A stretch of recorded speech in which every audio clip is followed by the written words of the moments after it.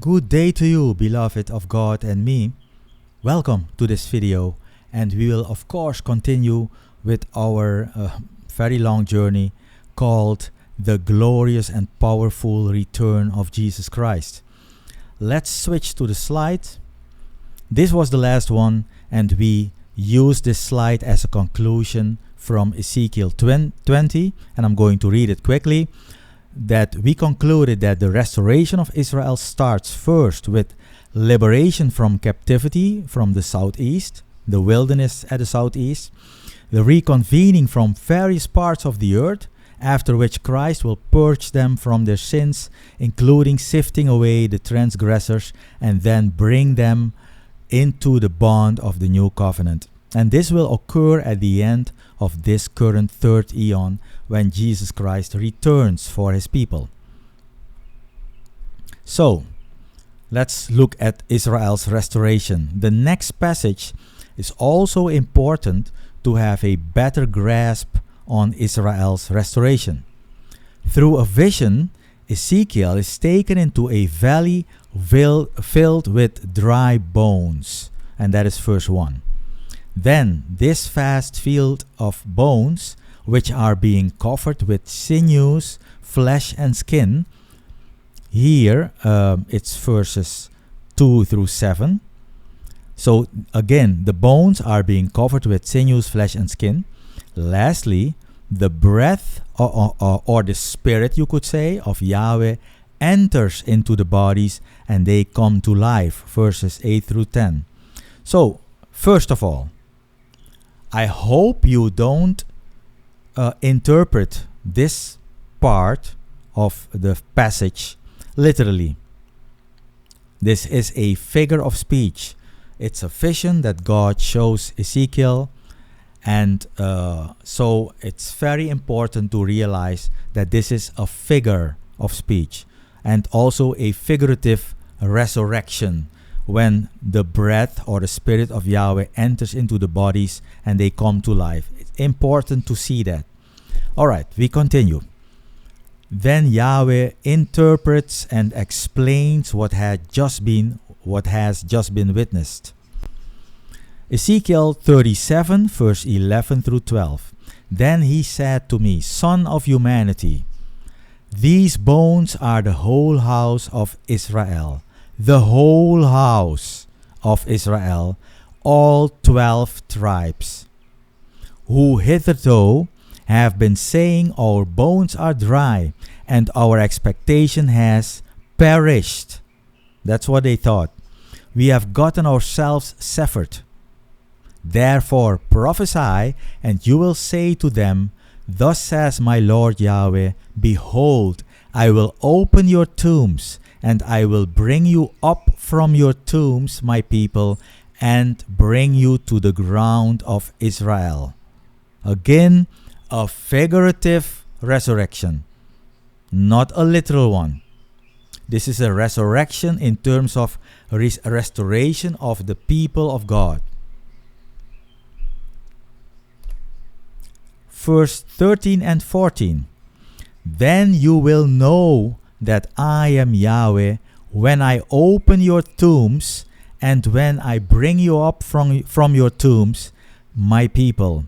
I will bestow my spirit in you, and you will live, and I will settle you on your own ground.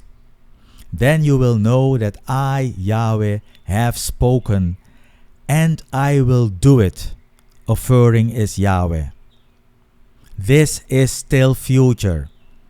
This will happen with Israel as people of God after the snatching away. Then Israel will be the people of God again. Alright, so the resurrection described here is also not referring to the former resurrection in which all the saints of Israel and all the proselytes, also think of the Ethiopian eunuch, is also a proselyte. I believe that he is also a saint of Israel in that sense. And they will be roused from their graves, and this is a literal resurrection in Revelation 20 verse 4. The former resurrection is a literal one. But this resurrection is a figurative one. That resurrection, so the former in the future, the literal one, will happen 1335 days after the approximate midpoint of Daniel's 70th week. Just so you know. This resurrection in in Ezekiel 37 is clearly figurative and refers to Israel's national restoration as a people. Excuse me.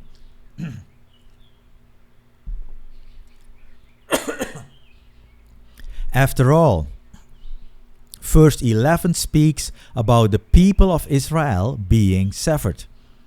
That's not the saints, obviously. Of course, we understand that, hopefully. This restoration happens in the sabbatical year, which is the last year of the 70th week. Can you see that? The 70th week, just as every week, ends with a sabbatical year. We're talking about year weeks, weeks of years. It ends with a sabbatical year. That's the 7th year. So this one is the 70th week. That means the 7th year of the 70th week. The 7th year of the 70th week. And that is, of course, a sabbatical year. Between Christ's return and the crushing at Armageddon. That is that year. So Christ will return at the start of a sabbatical year, the last year of the seventh year, the 70th week.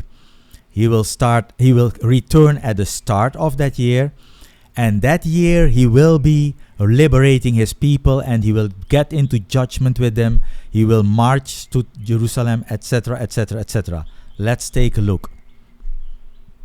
So, and this year will end with Armageddon, the crushing of the armies of the beast and the false prophet. So let's take a look at Israel's restoration from Micah's point of view. Micah's point of view. The prophet Micah also envisioned the final restoration of Israel as a second or greater exodus. In chapter 7, he speaks of Israel's future restoration and the expansion of her national borders. In that day, verse 11, 7 verse 11, in that day the marked out boundary shall be extended afar. That's the new boundaries of Israel in the future, in the millennial kingdom. Those who were exiled or taken as prisoners among the nations will return. I mean those of his people Israel, obviously. Micah 7 verse 12 says this, in that day also, unto you shall one come from Assyria, and the cities of Lower Egypt, and from Lower Egypt unto the stream, and sea to sea, and mountain to mountain. And this is, of course, the Red Sea to the Mediterranean Sea. And the stream is that is the Red Sea. It's often well used for the Red Sea. Okay, then Micah's prophetic and intercessory cry to the Lord rings out, shepherd your people with your club, the flock of your allotment, verse 14. And Yahweh responds in verse 15, as in the days of your going forth from the land of Egypt, shall I show him marvelous works. Marvelous works. Micah 7 verse 16 through 17. The nations shall see and be ashamed of all their mastery. They shall place a hand on their mouth. Their ears shall be deaf. They shall lick up soil like a serpent. Like skulkers of the earth, they shall be disturbed from their enclosures. Of Yahweh, our Elohim, shall be afraid. They shall be afraid. Again, I will repeat it, sorry. Of Yahweh our Elohim shall they, the nations, be afraid, and they shall fear because of you, Israel. So even as the first Exodus, so will the final Exodus and repatriation, yes, to the land be accompanied by such great miracles that the nations will be ashamed and acknowledge that God is truly with the remnant of Israel. So then now, in terms of Israel's resurrection, let's take the first Exodus as a pattern. But first, several important passages throughout the prophets speak of Israel's final regathering back to the land as a greater and even ultimate Exodus. The first Exodus is so prominently present throughout the scriptures that it actually serves as the pattern and foreshadowing of the grand climax of the story of redemption, right? After having gone through some supporting passages in the prophets, it is hopefully clear that this great event is not a fairy tale, obviously not, but an essential part of the scriptural narrative, of course. So can we rightly say that the modern re-establishment of the state of Israel in 1948 was even prophetic at all? Can we rightly say that? The answer to this question, in my view, is no, not directly, but indirectly. In what sense is that?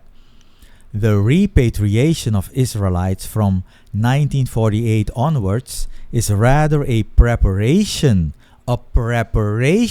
in this secret administration of the fulfillment of prophecy that will happen after the snatching away. After all, for example, in order for the sacrifices to cease, there must be a temple first, or at least a holy place. But in Revelation 11, it talks about the temple. John is to measure the temple. So including the regular sacrifice rituals, obviously. It has to be the case before the sacrifices can be ceased. And that is the fulfillment of prophecy, the ceasing of the sacrifices. So in order for the abomination of desolation to happen, there must be a temple first, including temple sacrifices. So all that is happening before the snatching away can be categorized as preconditional in nature. Zechariah 12 verse 2 says, "Behold, I am making Jerusalem a threshold of shivering to all the peoples round about. And also concerning Judah, it shall be caught in the siege against Jerusalem." And in verse 9 it says, "And it will come to be in that day, I shall seek to exterminate all the nations coming against Jerusalem." Jerusalem, very important, obviously. Fulfillment of these prophecies can only take place if Israel is already a nation inhabited by, amongst others, Israelites. Of course. So in that sense, 1948 was a preparation. Even earlier, the nations surrounding Israel were also re-established. Think about Egypt, think about Persia, called Iran in 1935, think about Jordan, Lebanon. These are nations that are biblical, but they were for a long time not even with their name, and they didn't exist anymore after 70 AD and during the last almost 2,000 years.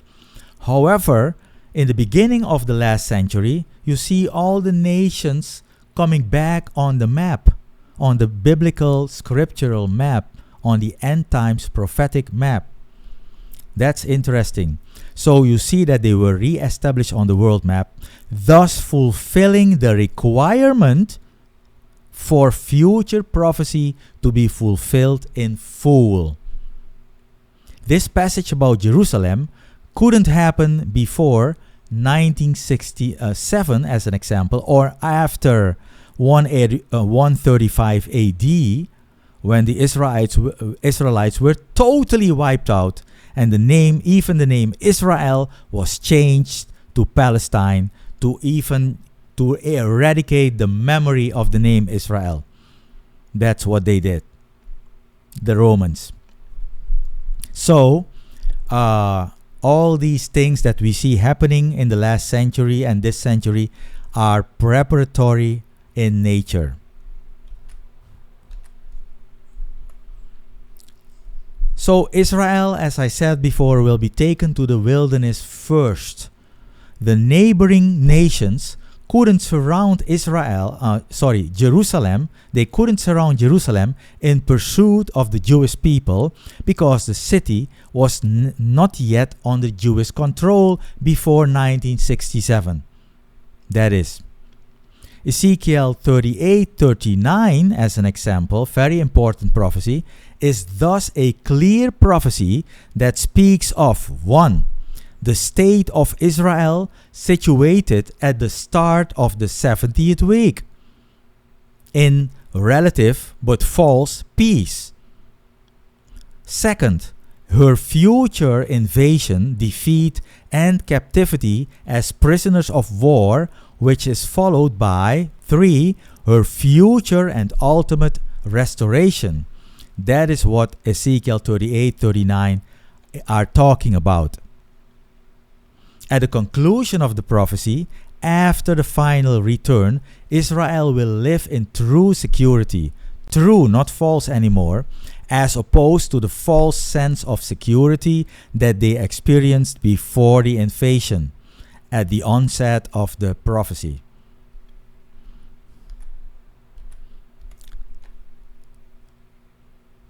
One slide yet. The scriptures teach that Israel will find itself at the center of a vast multinational invasion. Daniel 11:21-45, Ezekiel 38:39, Zechariah 12-14. Even before, but especially from this invasion onwards, the situation in Israel will actually be far more chaotic than we can imagine right now. Can you imagine that? Because if you follow the news concerning Israel right now, it's already chaotic. And a lot of things are happening at the same time. Well, in the future, it will be far more chaotic. Zechariah 13:8. And it will come to be that in all the land of wherein is Yahweh, 2 divisions in it shall be cut off and shall decease, and yet the 3rd shall be left in it. So 2/3 of the people of Israel will be killed, and 1/3 shall be left in it. So let's leave it at that in this video, and we will then continue this cliffhanger in the next video. Thank you very much for watching, and see you then.